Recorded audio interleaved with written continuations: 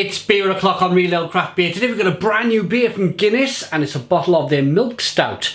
Described as a full-bodied and creamy with aromas of roasted malt, milk chocolate and coffee with a subtle sweetness from milk sugars. Sounds good. 5% ABV. There's the bottle cap. Let's get this brand new beer out into a glass and see what we get.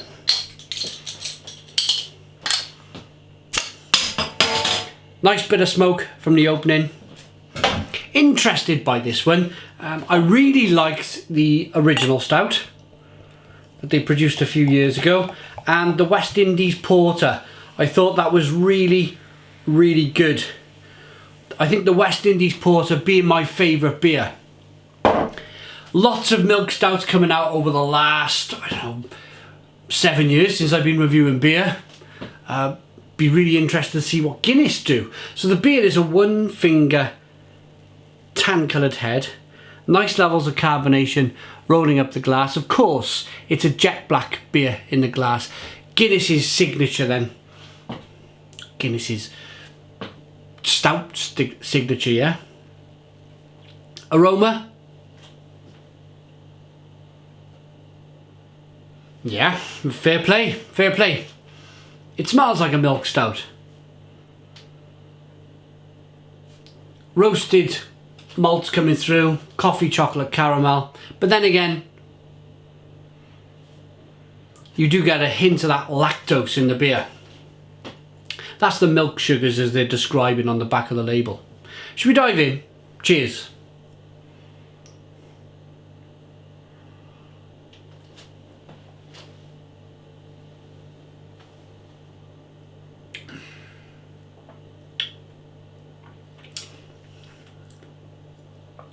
Credit where credit is due.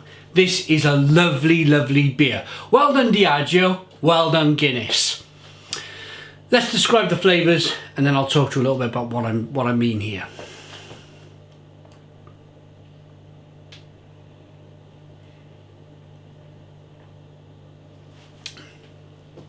Nice hint of carbonation to begin with. It kind of hisses and fizzes on your tongue a little bit. But it's not overly aggressive. Chocolate flavours come through, a little bit of bitter chocolate, a little bit of milk chocolate.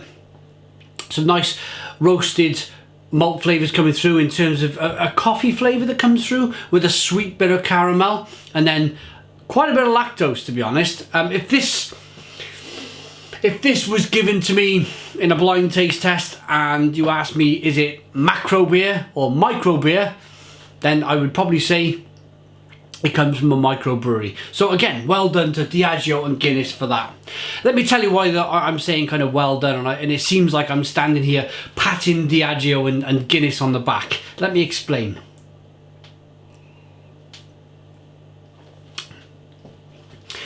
With my reviewing style, I will always be massively critical if a beer is bad.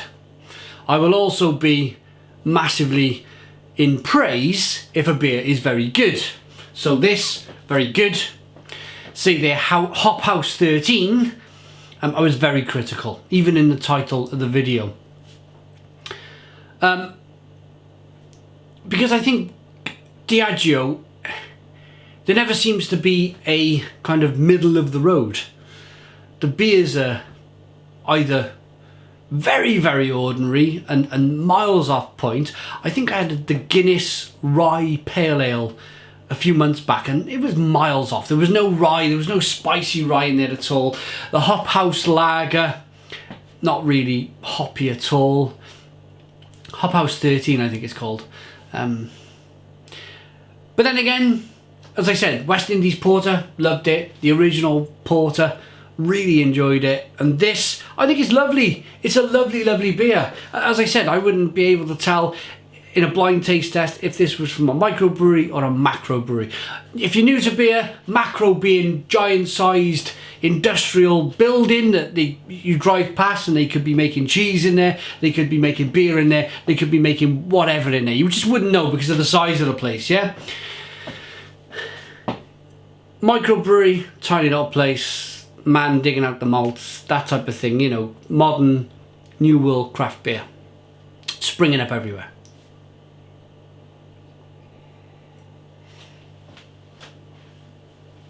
Drinkability, it's lovely. It's refreshing for a milk stout, but it has that lovely kind of creamy, dense, milky mouthfeel, which again, it's a milk stout. It needs to be a milk stout, and Guinness, I think, have listened here. They've used their expertise in making stouts, and they've gone, we're going to make one hell of a milk stout, and that should be their attitude from start to finish. We're going to make one hell of a beer. And unfortunately, I think with some of these big companies, it's how much profit margin can we rinse out of this beer? And I think it should be the other way around. It should always be, can we make one hell of a beer? And we'll think about, we'll think about profits after. But of course, you could say that I'm not living in the real world, yeah, because these major companies, they're in it for their shareholders and whatever else.